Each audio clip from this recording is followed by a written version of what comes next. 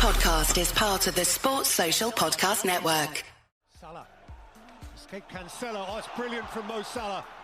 And still, Salah. Oh, sensational! Son had a goal and scored a beauty. Oh, what a strike from Yuri Tielemans. De Bruyne. And it is Ward-Prowse. Martinelli, gorgeous. Still going up. Oh, he's done it again. And City have won the Premier League. Ladies and gentlemen, boys and girls, children of all ages, EPL Index proudly brings to you the best prediction podcast in the world, A Tad Predictable, with your host, Tiriwa Chanakira, and his guest, Man United fan Mo. It's GameWeek 23, and you know what that means. It's time for another brand new episode of A Tad Predictable. My, oh my, are the games starting to come thick and fast. We don't do winter breaks here in the English Premier League. Well, certainly not like the other leagues. I know there's a, in inverted commas, winter break that they try to throw in where it's sort of 1 week or 10 days for the team, but I'm not buying it. If you're going to do a winter break, do a proper winter break. We had midweek fixtures, we've got weekend fixtures, and I am happy to introduce one of our hopefully new permanent signings here at A Tad Predictable. It's the winter transfer window. We make signings just as much as the teams make signings. Last week, we obviously had Aston Villa fan coming in for his second appearance for us. He's been signed permanently.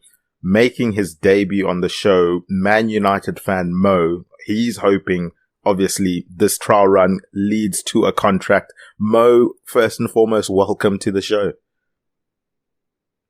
Hey, Dad. Thank you so much. Super excited. We are happy to have you. Obviously, we were discussing before the show, and I don't know if it was someone trying to wind me up, and I'm glad you corrected it before the show. But in the notes, it says Liverpool fan Mo, and that was one of the first things you'd said to me is actually, no, it's Man United fan Mo. So that must have been a bit of an insult when you saw the run sheet and you saw Liverpool fan Mo.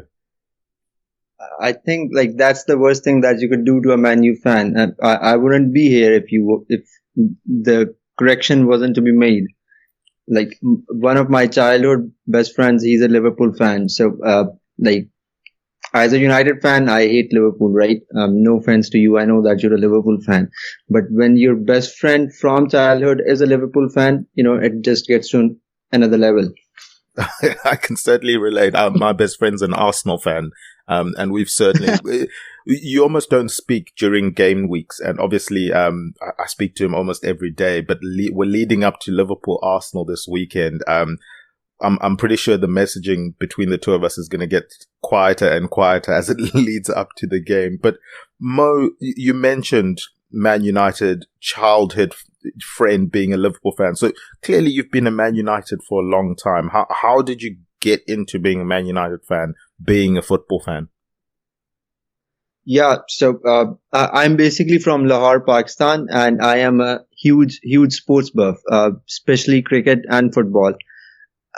With respect to football, I grew up watching Cristiano Ronaldo wreaking havoc down the left wing, and that was it. Like boom, I became a Manchester United fan right there and then. And it's been almost 2 decades now, and to be very honest, it does feel like 3 and 4 at this moment. But hopefully, fingers crossed. You certainly chose leading into a very tough era of Man United to join them. So 20 years, I think you've performed a very commendable innings there, and hopefully, as you say, for your sake, Man United will start to turn things around. I know the new owners are looking to make a stamp, or at least part owners hoping to be full-time, full owners. We're going to get into that a bit later on in the show, where we get your thoughts on sort of a mid-season state of the nation address of Man United. But we've got a couple of fixtures to get through before we get to that. And this weekend kicks off with Everton versus Tottenham. Now, Everton, I know they'll take the point against Fulham. It's an away game. It's a Fulham team who obviously they've had that disappointment of the Carabao Cup, but we're playing some good football of late. I looked at that game and I thought Everton were quite unlucky not to get, all 3 points, but their issues up front are continuing, Mo.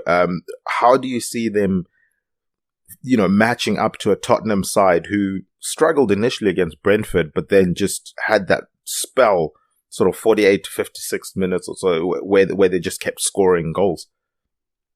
Absolutely. It seemed like a typical Spurs game from this season, to be very honest. Like, they were down and out for quite a bit, and boom, there was this burst of energy, and they just, blew Brentford away. And with respect to Everton, they really need DCL or someone, in the front lineup to stand up to, start converting those chances, or it's going to get very tough down the road for them. Yeah, I agree with you there. Especially when you consider they had that 10-point deduction. They started to play well, but it slowed down a bit for them. And I think majority of that is because they haven't had that talisman up front. I don't think Decore can keep scoring all season. So the strikers are going to need to help him out and sort themselves out. But what do you think in terms of score predictions for this one? This one is at Tottenham's home, right? At Everton. My bad. No, that's okay. I'm still gonna go with a Tottenham win, but maybe 2-1. Tottenham win 2-1 there for you. Yeah, look, it's going to be tough for Everton. I think the energy that Spurs bring to games, I don't know if Everton are going to be able to match it. I would assume Sean Dyche is going to be trying to slow the game down, make it a physical contest, try and, no offense to Everton, but try and bring Spurs down to their level and then beat them there. If Tottenham can avoid that, continue to play that attacking game where they're creating lots of chances, we know the likes of Richarlison are on form. He's going to be wanting to probably score against his old team. 2-1 is a great score. I'm going to push it a little bit to 3-1 to Tottenham. I was leaning 3-0 initially, but Tottenham just seem to always concede goals. I don't know what's going on there. And I know Everton are struggling in front of goal. I'm going to go with maybe a set piece goal or something for Everton, because I don't know if the strikers are going to be able to do it, or maybe Decore comes back with something to give them a bit of a bounce. But yeah, I've gone 3-1 to Everton, and I think to Tottenham, and I think they're going to be happy with that. Let's move on to Brighton versus Crystal Palace. Obviously, Brighton had a bit of a shock last time out. The emphatic loss to Luton definitely wasn't one that many people would have predicted, a 4-0 loss to Luton. I had predicted that Brighton were going to struggle in that game because of the pitch and how much Brighton like to move teams around. When you got such a narrow pitch, it's a bit harder to do that. But I think the big thing for me from that game is, do you think maybe I'm just projecting here, but we know De Zerbi is one of those that are in line to potentially replace Jurgen Klopp. Do you think maybe that got to him and maybe that got to the players? I guess from a psychological standpoint, it will be interesting long term. Have the players maybe down tools, knowing, this manager might be leaving us soon? I would hope not, and I'd assume they're being professional. But these thoughts starts to creep in when you're losing 4-0 to a promoted side. And then from a Crystal Palace side, Mo, we finally got to see Eze and Olise on the pitch at the same time. I'm sure you kept a particular eye.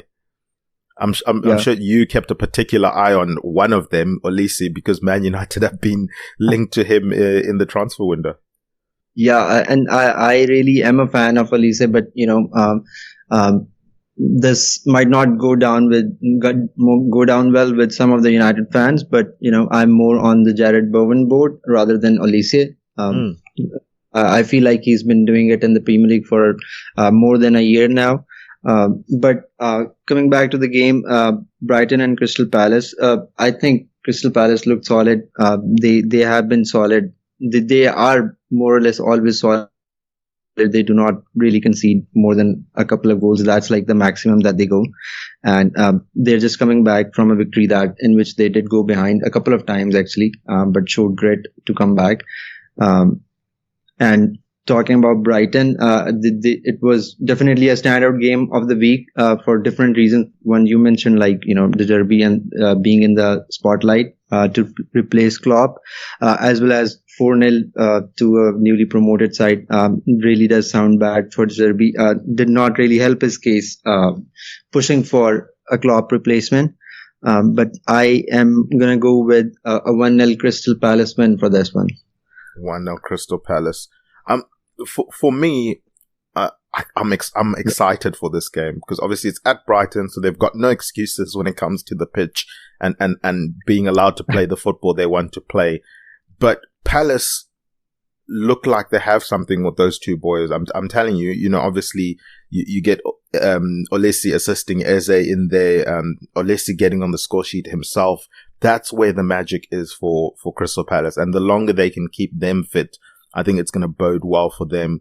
But I'm going to go with a 2-1 Brighton win because I feel they're almost obligated to respond to that Luton performance. The players have to go there and basically give a performance to either apologize to the fans or to show they're backing their manager. Because if they go get, beat by Crystal Palace as well, those questions that I asked a bit earlier do start to creep their ugly head of have the players stop playing for him. Obviously it's still early, it's one game into this Klopp announcement, from a Premier League perspective. So I don't know if the players can turn that quickly on De Zerbi or if he said anything to them with that regard. And even, it would be silly for him to say anything to that regard because what if you don't get the job? Then you've got a whole dressing room that's annoyed at you. So hopefully that's not the case for Brighton. They've got European football to worry about as well. They'll want to be pushing in that area. We will see. I'm hoping for their sake, it's a come good performance. They get the win there, but obviously you've gone Crystal Palace 1-0. I've got no issue with that prediction as well. Palace are looking good. Defensively, they've been quite solid, this season with the likes of Anderson leading that defensive line that they have there. Let's move on to Burnley versus Fulham. Obviously for Burnley facing Man City, would you agree it's damage control there, trying to keep the scoreline as low as possible? And then Fulham, we spoke about a bit earlier, they've had that Carabao Cup semi-final loss. I think the 0-0 draw is kind of understandable, but they need to stop picking themselves up now. They need to make sure that they're continuing to stretch that distance between them and the bottom of the Premier League table. They're on 25 points. I think they're very, very comfortable at the moment, but they've only got one win in their last 5 games. Yeah, and that Carabao Cup semi-final definitely is hurting, but like you mentioned, it's not a disastrous result coming back from a defeat in the semi-final. And they do look pretty in the table at this moment, but they do need to pick up their form and start getting some wins under their belt. And about that Burnley and City game, I think it was one of those games that 10 out of 10 people would get the prediction right? Of course. And I am hoping for a strong comeback from Burnley because, even though it was a game that they knew that they were bound to lose, they did get battered and they would want to make a strong comeback from that. Same goes for Fulham, who have been lacking a victory in the last 5 games. Actually, have just one victory in the last 5 games. I am going to go with 2-2 here. 2-2 draw. Yeah. Yeah, I'm worried about Burnley defensively. I know they like to play, out the back and company, obviously coming from the school of Pep Guardiola. I don't know if he strictly counts from under the Pep Guardiola tree because I don't know how much coaching mentorship Guardiola has had on company, but he certainly played for him for a long time. So there is that, and company, as we said, he likes to play with the ball on the ground. But we saw Fulham do quite well against Liverpool and cause them issues. Certainly, in the game they played earlier in the season. I'm worried for Burnley in the sake that if Spurs can cause a team like Liverpool, if Fulham can cause a team like Liverpool some issues, be able to press them at times, be able to get them on the counter attack, I think they can cause a Burnley side equally, more damage from that. They know that playing style. They've played Liverpool twice in recent succession. So they've played a team that likes to have the ball, likes to play from the back. And they've sort of figured out a game plan there. And obviously Burnley don't necessarily have the players Liverpool have. I'm going to go 1-0 to Fulham. I think Fulham edge this one. I think they soak up the pressure from Burnley. Obviously Burnley being the home team will have emphasis to go forward, but I have a sneaky feeling Fulham are going to be able to handle them, and it's sort of a come right game for them against the Burnley side that's not necessarily in form either. Let's move on to Newcastle versus Luton. We obviously saw Newcastle with that impressive performance, certainly from a clinical standpoint, against Aston Villa this past week. And then they face that Luton side that we've mentioned. It's not going to be a home game for Luton, unfortunately, but they'll be hoping to continue the momentum. Yeah, absolutely. I think like both teams are coming off a good result, more than a good result actually. For Luton, it's probably their standout result so far in the season. And for Newcastle, they've been struggling for a while now, and finally they, I won't say like they really dominated the game against Villa, but they did show up when it mattered the most. They were able to make most of the chances and show enough grit to get home the 3 points. It's going to be difficult for Luton at Newcastle, especially with good confidence that they have from the last game. I'm gonna go with a 2-0 Newcastle win here. 2-0 to Newcastle, and that will certainly help them sort of build that momentum and start to climb the league table like they would have wanted to. They've not been great since probably about like November, and maybe that's to do with having European football, not necessarily having the strength and depth that they would necessarily want or need to be competing in all fronts. But they're sitting in an okay position, 7th, considering how bad they've been for the best part of 2-3 months.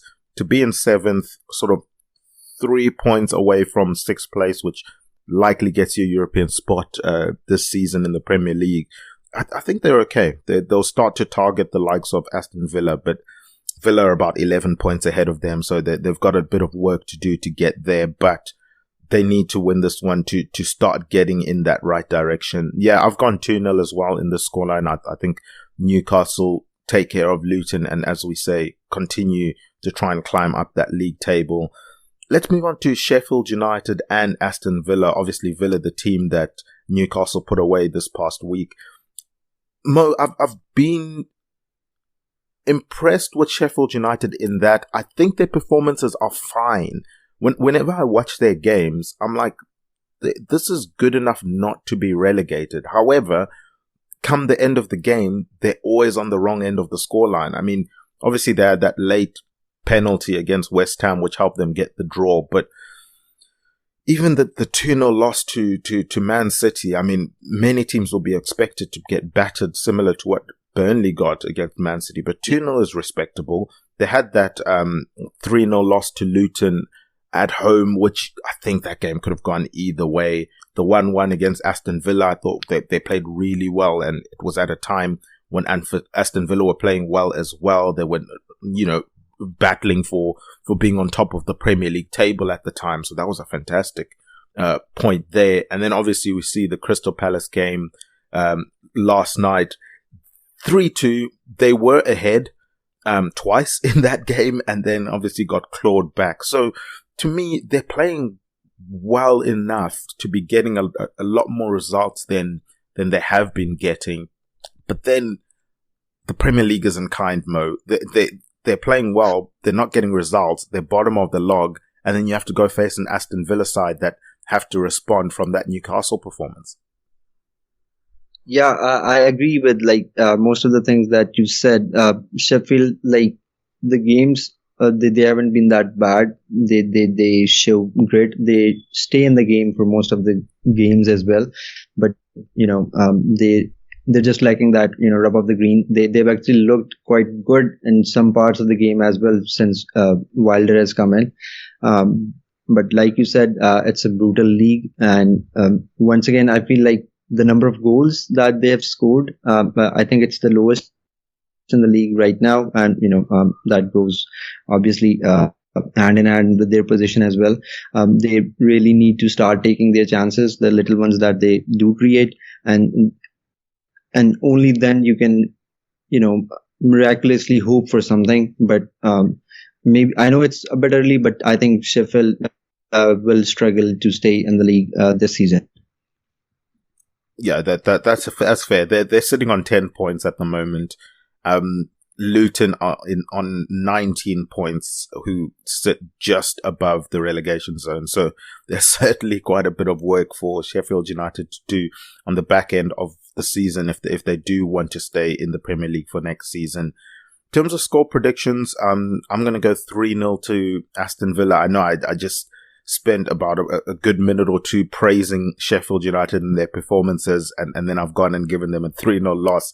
But as I said, the league is harsh. I think it will be another good performance from Sheffield United, where, as you've highlighted, their issues in front of goal maybe do rear their head. I mean, Brenton Diaz has come in and scored on most of the games that he's played this season. He looks to be a spark.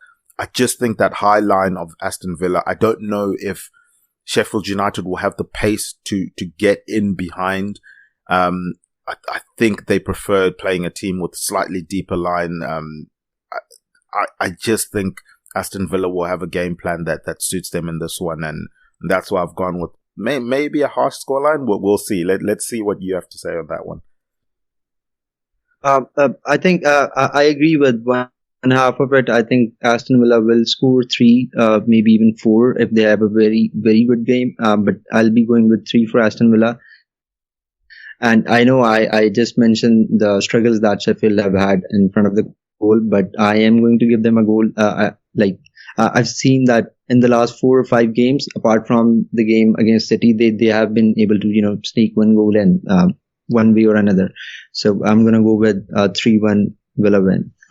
Yep, that makes sense. And I'm sure Brenton Diaz will look out for me if he scores and point me out for doubting them to score a goal. And Mo, let's just go to a quick break, and then we'll obviously go on to that Man United State of the Nation address, as we've mentioned. We'll be right back with our guest after this short break.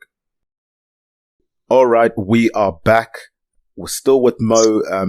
Mo, we mentioned obviously the definitely not Liverpool fan that you are, but rather the Man United fan that you are.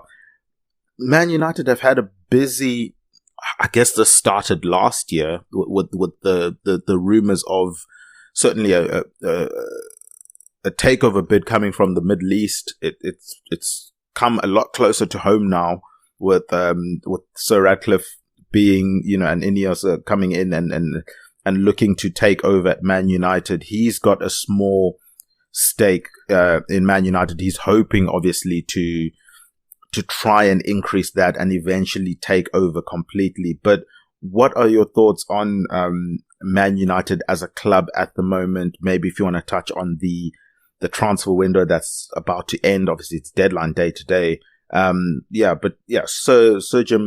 Sir James Ratcliffe has come in. Ineos have come in. They're trying to get full ownership of Man United. We know that's the end game for them. They look to be saying all the right things at the moment, certainly from the outside looking in. But what's your perspective as a Man United fan? That's been the problem with United, right? And they've been saying the right things for quite some time, the players as well as the managers, but it doesn't happen. And I know United fans, some of the United fans might not like this, but at this moment, the picture that we have in front of us and the road that we have taken for the last decade or so, at least, it does not look good at all. And I have very little hopes for this season. Anywhere in Europe, I think that would be a miracle for us. This transfer window was like there was actually no activity, but that all of the except that the Turkish goalkeeper that we signed, who actually looks good. He looked very good in the FA Cup game. But that being said, the changeover that is taking place, that does give me some hope. And I don't know, I guess that comes with being a football fan. The minute little change gives you so much hope. Like, you just go like, Rio Ferdinand, we're back, baby.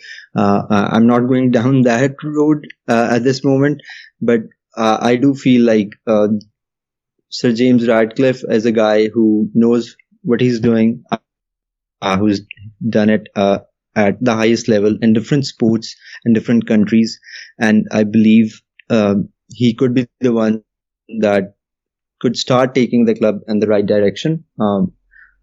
It won't be an easy or short road. It will take quite a few years, but I feel finally there is a change that the United fans have been crying out for years now, especially the last decade. And the very small and the little optimist in me is starting to, it's starting to have his voice again. Yeah, and I think that's the thing, right? As a fan, you're trying to hold on to anything that can give you sort of a light to see a pathway to getting back to the Man United that you guys know and love and probably grew up with. But the thing for me is it has to start with getting a director of football in place, because Absolutely. One thing Man United are good at is the business side of things. There's no doubt Man United, you look at the revenues that they bring in, one of the biggest clubs in the world, arguably the biggest club in the Premier League. I'm sure, Liverpool will try and argue it's them, but Man United are certainly in that conversation, if not at the top of the table when it comes to, the stature and size of the football club. You look at the revenue they're bringing in. You look at the signings that they make. Money-wise, Man United aren't afraid to spend money. And I always get annoyed with the likes of Gary Neville that try and, pretend like Man United don't spend a lot of money. I mean, look at the money they spent on Anthony. That money could have been spent on better players. I mean, you can't blame the owner for not backing a manager that's just spent 90 million on a footballer. You know what I mean? Okay, you spent 9 million on Anthony. You spent, I want to say, between 60 to 70 million on Jadon Sancho. These are two players to fix the same position, and the position is still not being resolved. We're now being linked with the likes of Olesi or Jared Bowen. If it's your sake, Jared Bowen coming in to fix that problem, how much more is that going to cost? So I think that the big issue is get a sporting director in, get, the recruitment team sorted out, ironed out. If you need to, bring in a data analyst team, bring them in. I know that's the trend for most clubs in the Premier League. I don't know if Man United rely on theirs as heavily as some of the other clubs. We know Brighton and Brentford, for example, are very heavily data based. Liverpool very heavily data based, but obviously they've lost some of the best to do it in the Premier League era in Michael Edwards and Dr. Ian Graham. So we'll see how Liverpool continue from that side of things. But I just think Man United, with the financial power that they do have, if they were smarter with signings, I think they're a club that could fix things a lot quicker than other clubs. If you don't have the financial power that Man United has, I can understand, let's say, for example, a Newcastle, who obviously their owners are wealthy, but with the financial restrictions that are in place in football, they can't just pump money in because they necessarily aren't bringing that level of money from a revenue perspective. Man United are bringing that money in from a revenue perspective, so could pump money in and have pumped money in. I question signings like Casemiro and Varane. Yes, from a profile type of thing of a player, Casemiro is a great player. But if I was a Man United fan, I'll be thinking, I don't want to sign a Casemiro in this team. Casemiro is the signing that you make as the last piece in, a team that's going for championships. You don't sign Casemiro in his 30s at the tail end of his Real Madrid career when you're trying to rebuild a team. Because he's not going to be a player that's coming to rebuild a team. He's a player that's coming to add that extra level, in a team as a finishing piece. So I just think Man United, the flashy signings need to disappear.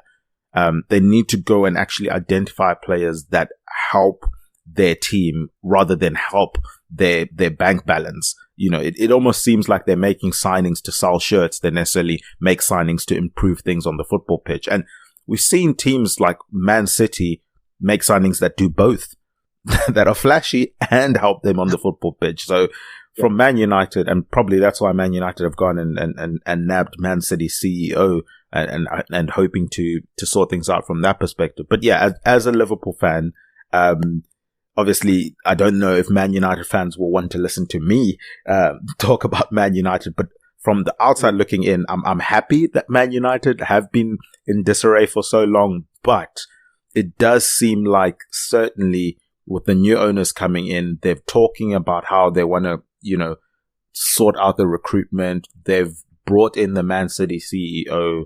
They've been flirting with the idea of the sporting director, which again, as you've been saying, Man United have been talking about that for years, about bringing in a sporting director. We're waiting to see if they actually do what they've been talking about. But yeah, what do you think of my assessment of Man United? Obviously, I say this as a Liverpool fan. I understand it doesn't land as well as maybe if it comes from a Man United fan. It's actually pretty apt, because money is not a problem for this football club. We are still one of the biggest. We actually, in 2023, we were in the top 5 in terms of generating revenue. So that has never been a problem. And it's completely like that. We try to, it's either to sell shirts, the signings that we make, or it's either to fix a long-term problem with the short-term fix. That's not how football works anymore. Casemiro, Sancho, Antony, Alexis Sanchez, Ibrahimovic, Cavani, I can go on and on and on, Di Maria. All these signings, like they added actually nothing to the cause of bringing United back to where they belong. And the sole reason of all of this happening is because we do not have the right people in the right places anymore. When Ferguson was there, he was the only one we needed. That worked out perfectly for us. But once he left, we needed the right people in the right places, and we still haven't had those. So that is why I feel slightly optimistic about the fact that we do have Sir Jamie Ratcliffe taking over the football operations. He is someone who knows how to do business, how to get the job done. So maybe we'll start moving in the right direction, but it's not going to be a short-term fix. It's going to take a lot of time. We need to have a proper, recruitment strategy, recruitment department. We need to have proper facilities. As a Liverpool fan, I know you might not agree with this, but Ronaldo did put it out. What the facilities are like these are the kind of things that a football club should be focusing on rather than what we have been on. So I really hope we'll start taking a step in the right direction. It's not happening overnight, but as long as once again the appointment of the new CEO that does give us some light, but once again, we'll have to see if we start making all the right choices step by step. They do not have to be huge choices, and they do not have to bring immediate results. But as long as we're moving in the right direction, that works for me. And if I were to sum it up, where Manchester United as a football club is right now, that we talked about the football club for almost 10 to 15 minutes or maybe, all right, 10 minutes, 8 to 10 minutes. And not once we talked about the football that they play. And that just sad. Yeah. No, I think you've summed it up perfectly. And an identity.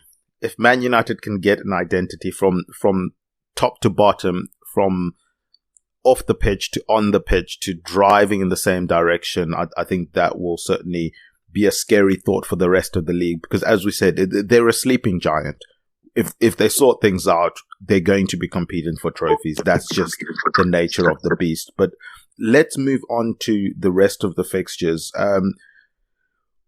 We're going to get to Man United, and we are going to talk about Man United football when we discuss Man United West Ham. But we've got Bournemouth, Nottingham Forest on the list before that. Obviously, Bournemouth, a couple of weeks ago, they were the informed team, and they were top of the form table in the Premier League. They will be playing Nottingham Forest. Now, Bournemouth are one of those teams where they play tonight. Obviously, at time of recording, we're recording it before their game, so we don't have that insight in. But we've got insight into Nottingham Forest, who had that 2-1 loss to Arsenal. Look, I think the late goal for them maybe then flatters the scoreline a bit to seem like it was close. But I thought Arsenal was sort of banging on the door for a lot of that game and seemed to be the ones that were going to go and take it. If anything, Nottingham Forest's goal just irritated me because it meant I lost my clean sheet on Fantasy League because I had Raya and Saliba in my team. Yeah, that happened for me as well with Julia. Yeah. But I think for this game against Nottingham, they're actually coming off a good performance as well.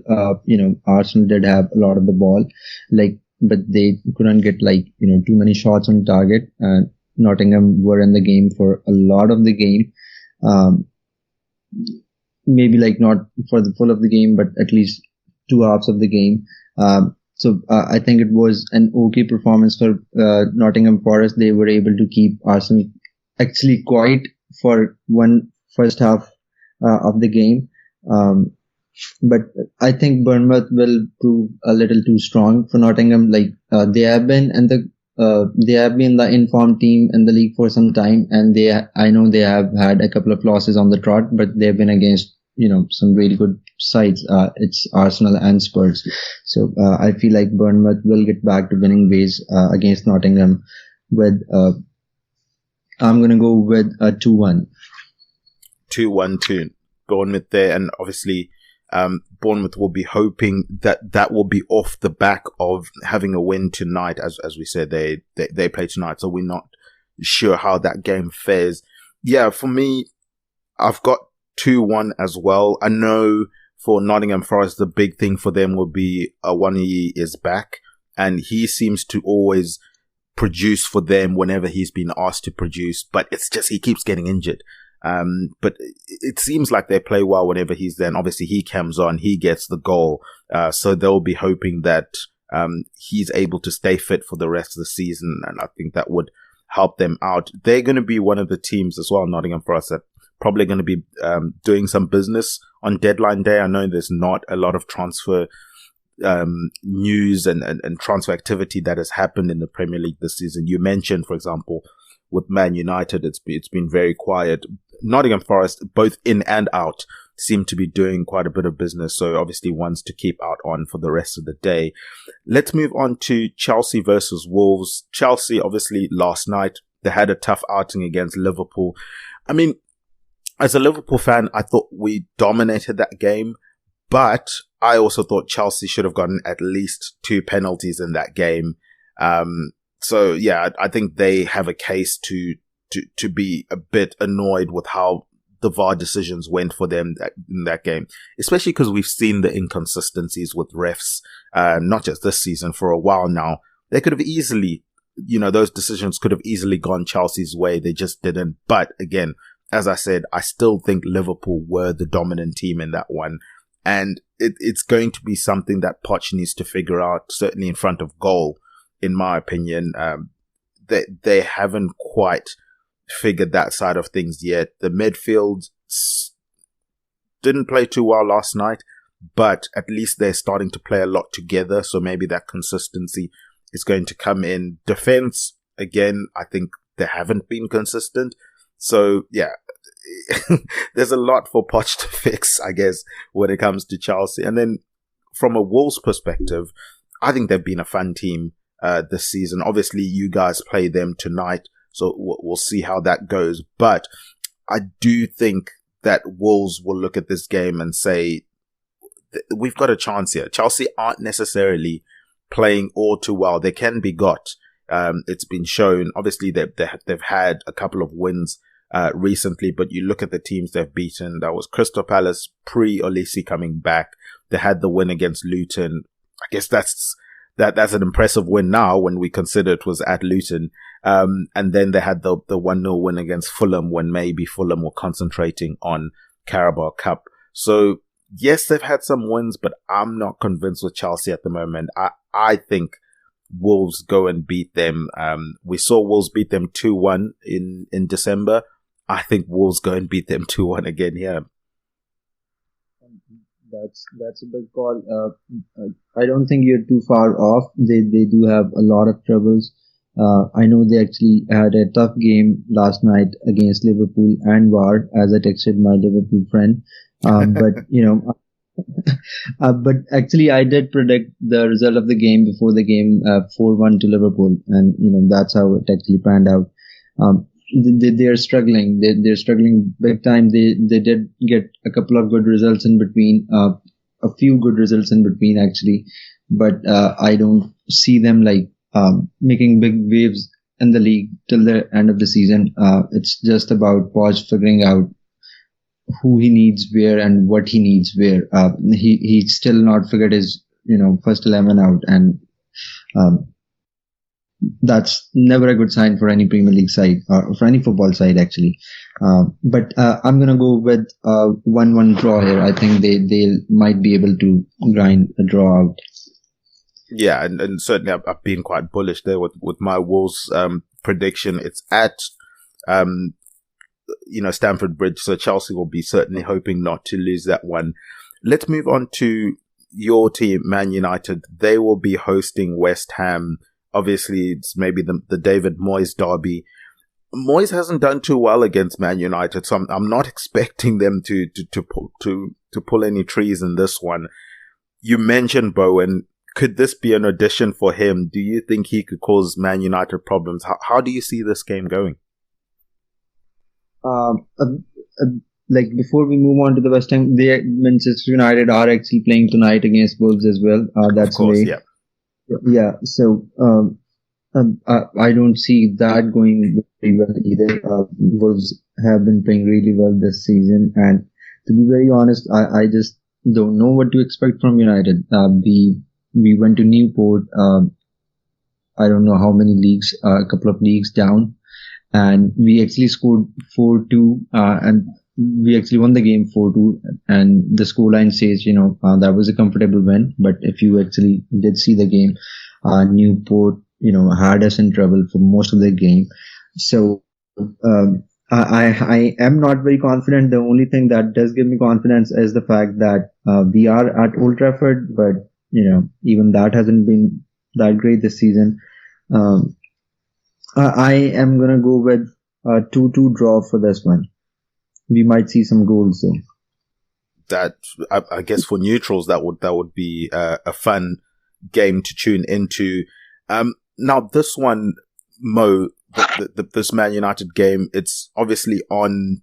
I guess they would call it Super Sunday here in the UK. It's on Sky Sports, but we know in the UK not all the games are going to be shown. I mentioned, the first two games, Bournemouth, Nottingham Forest, Chelsea, Wolves, those games are not on TV here. In Pakistan, Mo, do you guys get all the Premier League games or some of them not on TV? Actually, we really get games on TV, especially on our local channels here. We actually get one game or one or two games at max on TV. But even if there's some cricket on, because you might have some idea or you might not, Pakistan is a cricket crazy country. So if there's any sort of cricket on, you can say goodbye to any football games.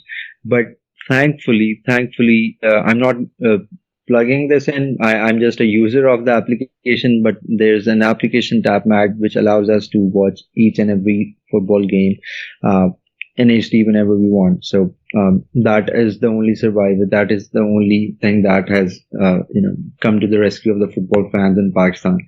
But we have been crying out for football on TV. We haven't got that so far. Yeah, that is a tough beat, not being able to watch the games, or even when you do get to watch the games, it might not be your team that is the one that's on TV. So we share similarities here in the UK in that sense. And the solution we've got on this podcast is Liberty Shield, which is a VPN service. It's really easy to install. Obviously, this podcast is presented by EPLindex.com in association with Liberty Shield. As I said, really easy to install, and it has a whole host of features. It can be used on multiple devices, whether you're traveling and don't want to get locked out of your bank account, or you want that safe, or you want to be safe whilst you're using public Wi-Fi, which is a big thing at the moment. If you want to unlock geo-locked content, or you just want to protect your online data, Liberty Shield is definitely for you. Definitely my favorite use of Liberty Shield is simply just unlocking content. That's putting myself in different places in the world to unlock content that wouldn't be available to me otherwise here in the UK. You can use it for stuff like Netflix shows or unlocking geo-locked films.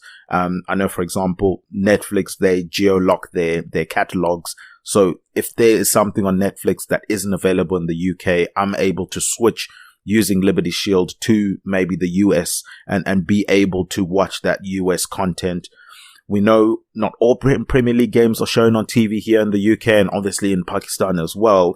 Then Liberty Shield is a great way to be able to guarantee that you're going to be able to watch every single game. I never have an issue of whether or not the games are on TV. Liberty Shield is hooked up to all of my devices at home, or if I'm on the go, and then I just, switch to the relevant place that I need to be, switch the game on, be able to watch everything. It makes life so much easier. And obviously fans of this show will know I'm a huge American football fan. It makes it easy to be able to watch all of the football games. I'll certainly be watching the Super Bowl coming up soon. But yeah, in terms of score predictions for this one, Mo, it's the only thing that I could see how, from a game plan perspective, West Ham playing on the counter attack could work quite well, and obviously they'll need to be clinical to be able to execute that. But I just think this is a game that Man United will win. I've gone 2-1 Man United. I'm expecting a big performance from Bruno Fernandes in this one. Let's move on to what maybe many people will be saying is game of the weekend. Certainly from a Premier League standpoint, they will be packaging it as game of the weekend. It's probably the most important game we've had so far this season when you consider where these teams are on the league table. Liverpool currently sit in first place. Arsenal sit in third place, trying to chase them down. People have been arguing that these are the two teams that could probably push Man City. If there are to be any teams that do push Man City, Spurs are lurking there as well. Aston Villa have been there as well.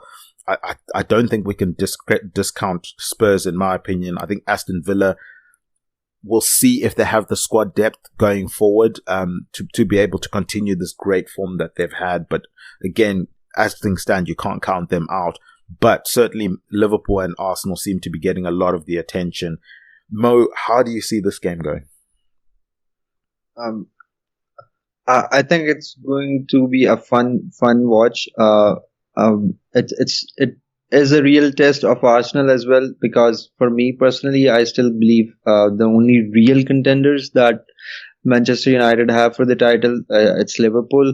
But Arsenal fans, they choose to believe otherwise, and this is the game for them to prove me wrong. Basically, they are the real contenders. It's basically like the game that says we are the real contenders. So I am expecting a big performance from Arsenal. I think they'll be really geared up. Given how Arteta works with his players.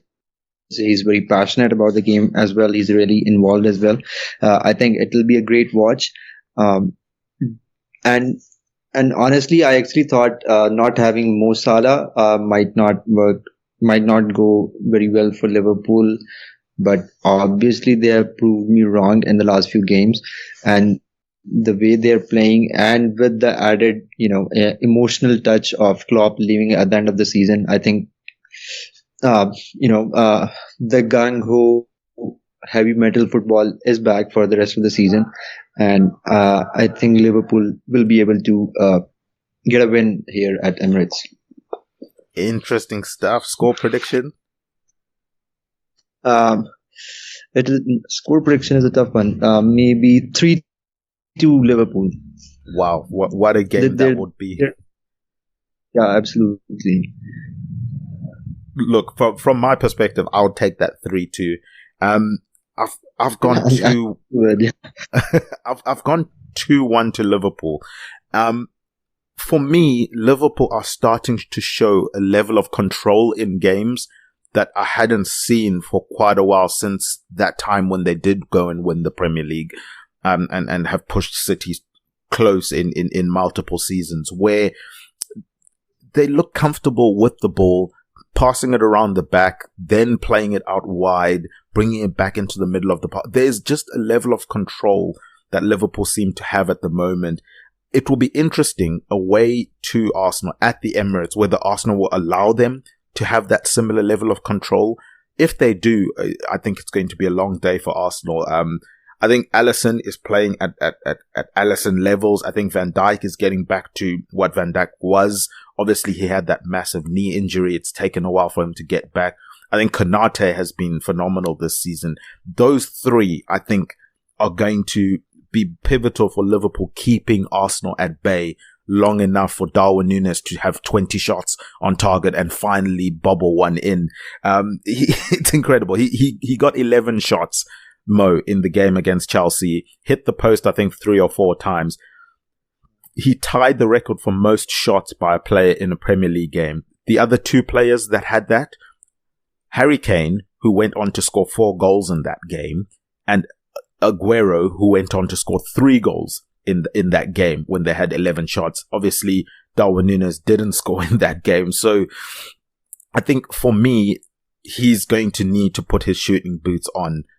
It's going to be pivotal for them to have him firing, because in big games like this, I don't know if you're going to get a lot of chances.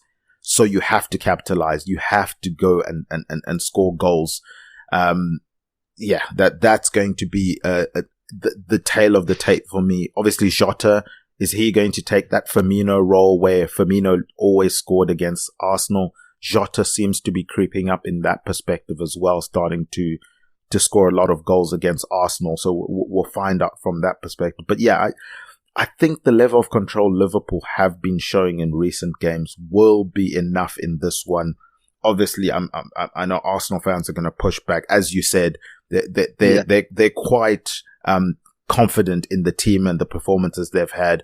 Me personally, I've not yet been too convinced by Arsenal this season. We know the issues that they have had up front and scoring goals. Obviously, set pieces has been huge for them. They've got the most in the Premier League when it comes to scoring goals and, set pieces. But I just think that Liverpool and Man City's attack is slightly better than Arsenal's. I'd probably say Spurs are creating more chances than Arsenal at the moment. I don't know. Maybe I'm being harsh. Maybe it's the Liverpool rose-tinted glasses, but I have a feeling Liverpool make a statement in this one and sort of try and make it a 2-horse race for the league with Man City, as we've seen in past seasons. That's probably the way I see it as well. I do know that Arsenal have some amazing games in between, but overall, I think they, it showed at the end of the last season as well. They do lack the composure, and they do lack, that mettle that you need to get over the line and bigger situations and, pressure situations. And that is where I think they fell off last year. And this year, I actually expected them to, start different. I expected them to do better, to show a little bit more mettle. But, like you said, I'm not extremely convinced either that they have it in them to push the like of Man City till the end. So, and I think this game might be the one that, highlights that for the rest of the season. And obviously the pressures of they're trying to catch Liverpool. Well, if they don't win this game, we will obviously have seen the Tottenham-Everton game. It's possible that Tottenham could catch up with Arsenal. Obviously, Arsenal have a far better goal difference, but they would be level on points, if Spurs or if Villa as well. If Villa win against Sheffield United, all three of those teams would be on 46 points. It will start to get certainly interesting when we get to the business end. But let's move on to the last game of the game week. It's on Monday night, Brentford versus Man City. Brentford, they was looking good against Spurs, and then there was that flurry from Spurs where bang, bang, bang, they get their goals. Obviously, they were probably feeling wound up after Mopé did Maddison's celebration. Look, if you're the away team, I don't know if it's necessarily smart to be mocking the other team so early into a game. I would have waited. If I'm going to score maybe in the 88th minute, maybe I'll do that celebration, but don't give them basically the best part of at least a second half to go and respond, to go into the dressing room, talk about you and come out firing. And Spurs certainly did that. Ange made some changes. The team looked better. They went forward. They were aggressive. For Brentford's sake, I thought clawed their way back into the game again. Obviously got that goal to make it 3-2, but couldn't, they had chances to tie the game, but couldn't get it over the line there. From a Man City perspective, obviously this is their part of the season. This is when Man City become Man City, and sort of that freight train, as I like to call them, just starts motoring and there's nothing that anyone can do. Can Brentford do something about that? I think Brentford might be able to put up a fight. They might be able to show some resilience in the game, but Manchester City with De Bruyne and Haaland both back, I see no way that there's no way they're not walking away with 3 points. There's no way it's happening.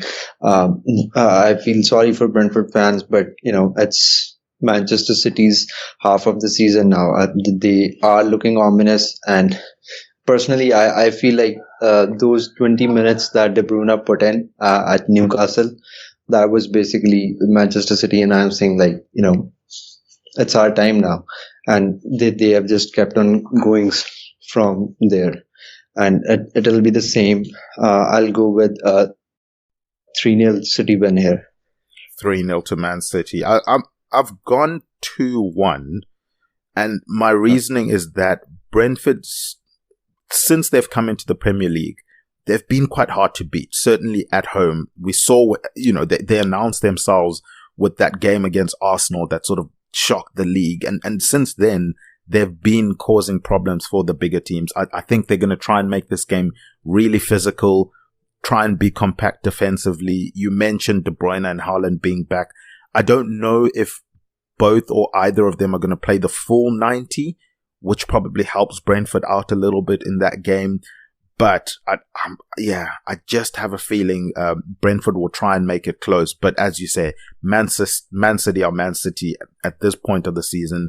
They're just too strong, man. I can see them getting this win, continuing to put the pressure on Liverpool, hoping to see them crack. And De Bruyne is looking like De Bruyne. You wouldn't know the guy's injured except for the fact that was injured, except for the fact that he's not playing 90 minutes at the moment. But when he is playing, when he's on the pitch, he's causing issues for teams. Clever free kick, yesterday. And then, as you said, Haaland is now back. If you're Brentford, you're feeling very unlucky. We're the team that Haaland's probably going to get his start against, and he's going to be hungry to get goals. But Mo, that is going to do it for another episode of A Tad Predictable. Do you have anything you want to plug, put over, or promote before we wrap up?